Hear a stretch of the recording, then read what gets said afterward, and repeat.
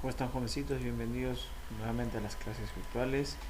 En esta oportunidad vamos a desarrollar el curso de Historia, Geografía y Economía correspondiente a la semana 20. ¿De acuerdo?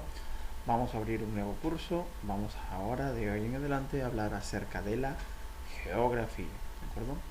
Para ello es importante recordar aspectos y conceptos muy importantes, ¿no?, acerca de la llamada ciencia geográfica, ¿no?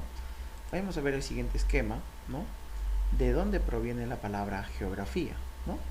Viene y proviene de vocablos griegos. Tenemos, por ejemplo, geo, que significa tierra, y grafie, que significa descripción. De ahí que podríamos decir que la geografía, ¿no?, vendría a ser la ciencia que describe la tierra, ¿no? Podemos decir también que sea una ciencia social, ¿no?, en la cual estudia la relación del hombre con su medio ambiente, ¿no?, que vendría a ser, pues, la tierra. Entonces podemos decir que la geografía también es una relación entre el hombre y su medio, ¿no? Ahora bien, ¿cuál será el objeto de estudio? El hecho geográfico, ¿no?, el acontecimiento que pueda ocurrir. Y también el fenómeno geográfico, ¿no?, tales como, por ejemplo, algunos desastres, algunas actividades sísmicas, ¿no?, importantes fenómenos geográficos. Todo esto va a ocurrir en un geosistema, que vendría a ser prácticamente pues toda la Tierra, ¿no?, conformada por la litosfera, hidrosfera, biosfera, sociosfera y termosfera. Muy bien.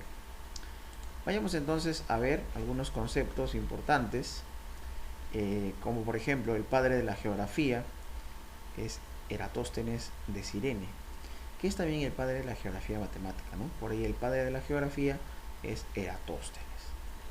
Bien, entonces definimos, ¿no? La geografía es la ciencia que estudia los hechos y fenómenos físicos, biológicos y humanos que se producen en la superficie terrestre, su distribución, sus causas y sus relaciones recíprocas en relación con el hombre, ¿no?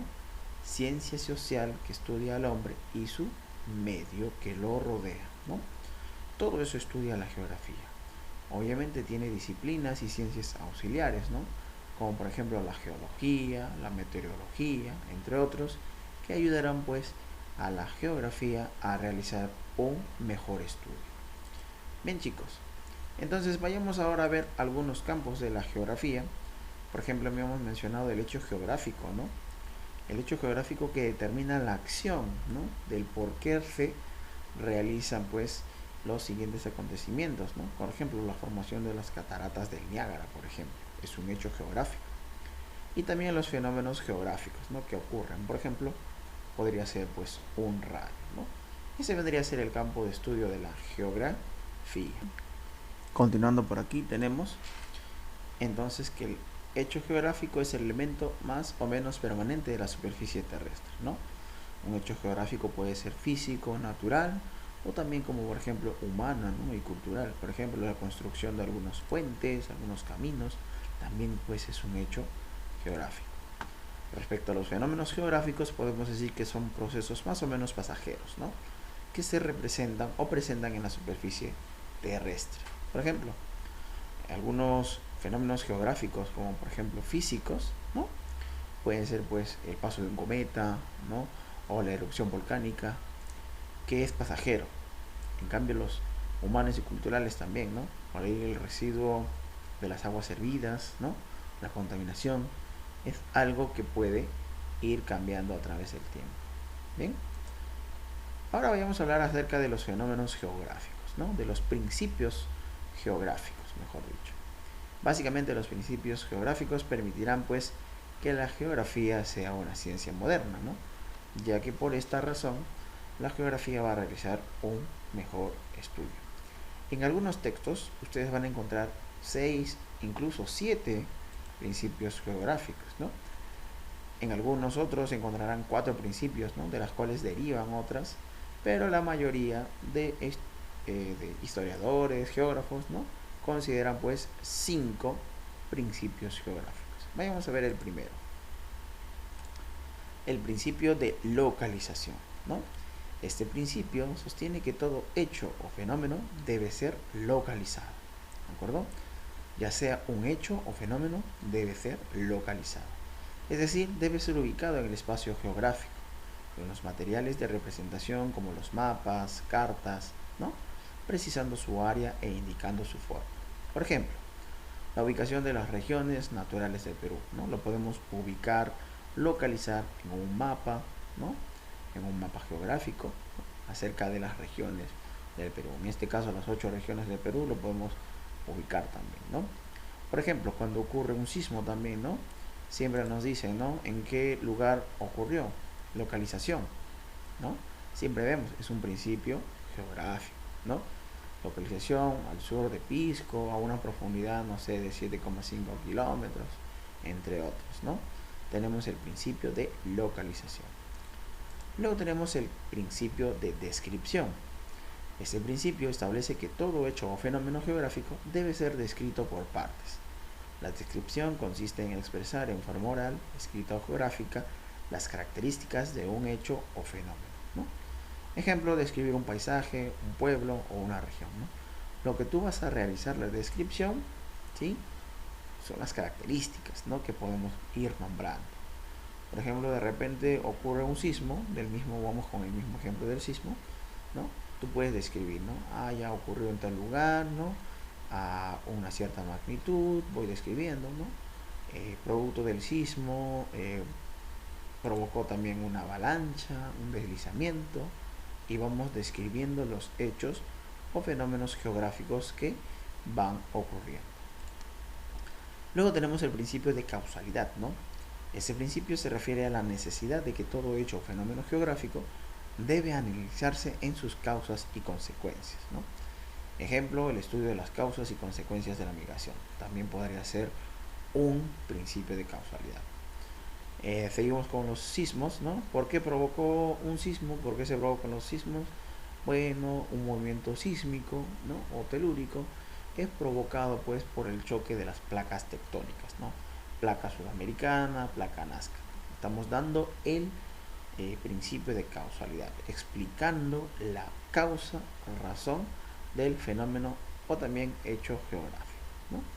Es importante. Luego tenemos el principio de relación o coordinación, ¿no? Básicamente este principio nos indica que los hechos y fenómenos que hay en el medio geográfico están en íntima relación y por lo tanto deben ser estudiados estableciendo las relaciones de correspondencia entre ellos, comparándolas para encontrar sus semejanzas y diferencias. Y de esta manera, averiguar qué otros fenómenos existen en la superficie terrestre. Por ejemplo, si se analiza la corriente de la niña, debe compararse con la corriente del niño para observar las diferencias y semejanzas, ¿no? Podemos ir viendo cuáles son aspectos positivos, ¿no? O efectos secundarios de la corriente del niño, ¿no? Y también de la corriente de la niña, ¿no? Que pueden ir ocurriendo en nuestros océanos, ¿no? Por ejemplo, podemos realizar este principio o aplicar el principio en el ejemplo de los sismos, ¿no? ¿Por qué razón podemos relacionar un sismo con un tsunami, por ejemplo, ¿no? Podemos decir, bueno, producto del movimiento telúrico a gran escala, pues también puede ocurrir un segundo desastre que vendría a ser el tsunami, ¿no? Ya estamos relacionando, ¿no? O de repente por ahí decimos que el tsunami fue provocado pues por el movimiento sísmico, ¿no? Por un terremoto básicamente. Estamos aplicando el principio de relación o coordinación. Se van coordinando mutuamente uno con otro, ¿de acuerdo? Y por último tenemos el principio de actividad. Este principio sostiene que todos los hechos y fenómenos geográficos son temporales. En otras palabras, que no son eternos sobre la superficie terrestre y que todos están sujetos a constantes cambios. Ejemplo, la desintegración de las rocas, ¿no? Básicamente todo tiene su final, que vendría a ser el principio de actividad, ¿no? Por ejemplo, podemos decir la extinción de algunos seres vivos, ¿no? Algunas especies de animales. También podríamos decir la deforestación podría ser uno de los principios de la actividad, ¿no? Porque toda la superficie terrestre va a ser cambiante, ¿no? Constante, sujeto a constante cambio, ¿no? Tenemos ahí, por ejemplo, la desintegración de las rocas. Por ahí podemos decir, pues, El debilitamiento de la capa de ozono también puede ser un principio de actividad. Bien chicos, entonces recordemos los 5 principios de la geografía, como por ejemplo la localización, la descripción, la causalidad, la actividad y la relación. ¿De acuerdo? Muy bien, jovencitos, eso ha sido todo por el día de hoy. Conmigo será hasta otra oportunidad. Muchas gracias.